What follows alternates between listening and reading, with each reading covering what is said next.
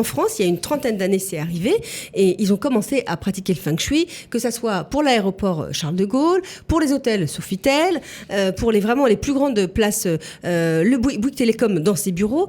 Feel Good pour être bien dans sa peau et dans sa tête.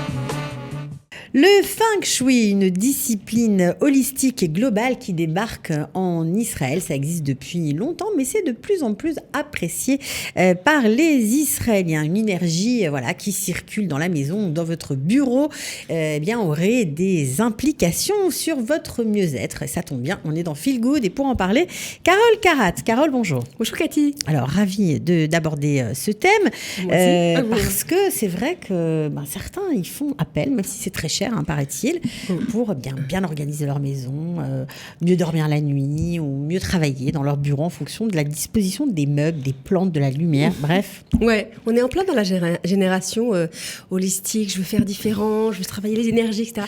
Global. Ouais, vraiment. Le feng shui, on va dire que c'est l'acupuncture de l'aménagement de la maison. C'est-à-dire que autant l'acupuncture, il fait travailler la circulation du corps, etc. Le feng shui, il va faire travailler ou il va remplir, faire circuler les énergies dans la maison. Les énergies, et pas n'importe quelles, les énergies positives. Donc, c'est-à-dire qu'en fait, tel qu'un acupuncteur ou un prof d'arts martiaux, on va pouvoir aménager les espaces extérieurs, même les petits, par exemple, un petit patio, un petit jardin, modifier les ouvertures d'une maison. On va vous dire peut-être non, c'est pas là la porte d'entrée, ça serait derrière parce que l'orientation est meilleure. On peut changer la fonction de chaque pièce. Non, c'est pas ton bureau, mais ça devient ta chambre à coucher. On peut bouger les meubles et il y a des choses qui se passent. Il y a des choses qui se passent en rajoutant aussi, par exemple, vous pouvez rajouter un miroir, etc. D'un coup, ça amène dans la maison, par exemple, la bracha. Ça peut amener quelque chose qui va circuler. On va se sentir moins étouffé. Si c'est son bureau, on peut relancer le business, le chiffre d'affaires. En tout cas, c'est ce que aujourd'hui les gens qui pratiquent le feng shui revendiquent. Et ça commence à cartonner. Parce que vraiment, il y a de plus en plus de décorateurs, en France notamment, mais là, ça arrive aussi en Israël, qui revendiquent cette fameuse formation de feng shui, qui ajoute un plus, en fait, à ce côté décoration qui est déjà connu depuis des années. En général, c'est pratiqué par les décorateurs d'intérieur. Généralement, oui. Par qui ? Généralement, c'est des décorateurs intérieurs. Vous n'allez pas voir arriver un médecin, etc. D'accord. C'est des décorateurs ça, intérieurs. Il y en a qui sont plus ou moins, comment on va dire, pas un peu olé, on va dire, un petit peu. Fantaisiste. Il y en a qui vont être avec leur boussole, dire, l'énergie, elle est là, alors tu fais le là pendule. ton bureau, pendule. Là, tu vas mettre la tête de ton client, parce que c'est dans cette orientation-là. Il y a tous les styles, quoi. Mais comme il y a exactement la même chose pour avoir un enfant, etc., des choses comme ça, c'est vraiment, les gens sont à la recherche de plus en plus de choses qui sont cachées et qui vont relancer l'énergie dans quelque chose qui peut être bloqué. Alors, les bienfaits du feng shui, on en a vaguement parlé.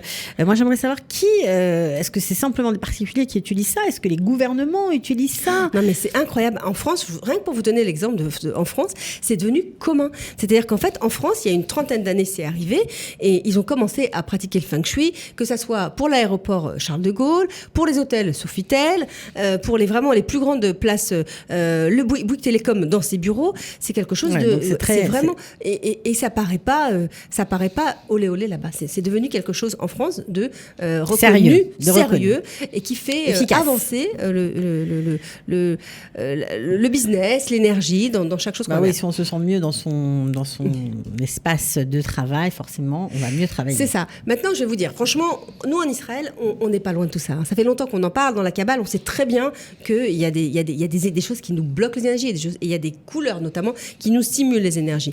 J'ai envie de vous parler aujourd'hui sur les 3 couleurs. Donc j'ai un principal. Si je vous dis le rouge, par exemple, le rouge, ça va favoriser. Si vous faites une chambre rouge, que vous mettez vos meubles rouges et que vous habillez en rouge, vous allez avoir un problème. Ça va malheureusement, je ne souhaite pas, il va y avoir des conflits dans la maison. On va être déchaîné. Il va y avoir des conflits, augmentation du rythme cardiaque.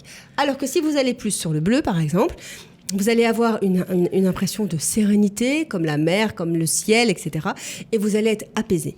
Donc, c'est des choses qui sont importantes. Le jaune, la joie. Très important. Pourquoi les smileys sont jaunes ? Toujours, vous savez, dans les petits... C'est très important. Donc, nous, dans le judaïsme aussi, et dans la Kabbale notamment, on sait qu'il y a des choses des éléments, des formes qui facilitent les bonnes énergies. Voilà. Au niveau des gens qui pratiquent ça, effectivement, vous allez avoir, pour des bureaux... en tout cas pour tout ce qui est santé également. Il va y avoir beaucoup dans le médical, des gens qui vont faire appel à ces spécialistes de Feng Shui pour relancer aussi les bonnes énergies que vont avoir leurs clients quand ils vont arriver. Alors, si on est en Israël, on a envie de s'intéresser à ça. Il y a quelque chose, il y a un site, il y a une fondation, il y a le diplôme de Feng Shuier, on va dire, vous pouvez le passer, il n'y a pas de diplôme. D'accord ? C'est pas reconnu, c'est vous qui allez le faire, qui allez le rajouter en plus de votre qualification. Oui, alors il faut se faire former en fait par un spécialiste de Feng Shui, et dans ce cas-là, après vous pouvez vous le pratiquer. D'accord. Donc oui. On ne saura pas comment lui a été formé. Non, c'est vraiment des gens qui sont,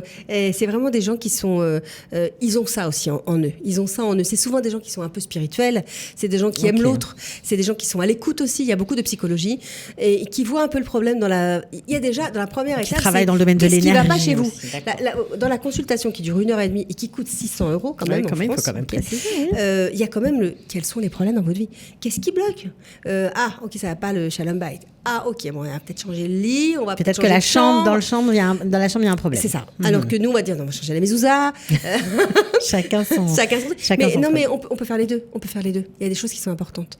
Et en tout cas, on apprend des choses intéressantes. Pour par exemple redonner des grands, parce que je sais que vous aimez bien, il y a le Yahoo qui utilise ça dans ses bureaux, British Airways, Marks & Spencer dans ses magasins, et même les banques Rothschild qui utilisent ça, et bien sûr toutes les sociétés à Hong Kong, à Singapour, en Asie utilisent le Feng Shui de manière à avoir une architecture d'intérieur qui se prête vraiment au bien-être, aux bonnes énergies, à la réussite, parce que c'est ça l'objectif. Tout simplement, c'est l'objectif. Bon, en tout cas, merci de nous avoir parlé de cette discipline. On se retrouve la semaine prochaine pour un autre thème. À bientôt. À bientôt. Salut Carole. Bye. Feel Good pour être bien dans sa peau et dans sa tête.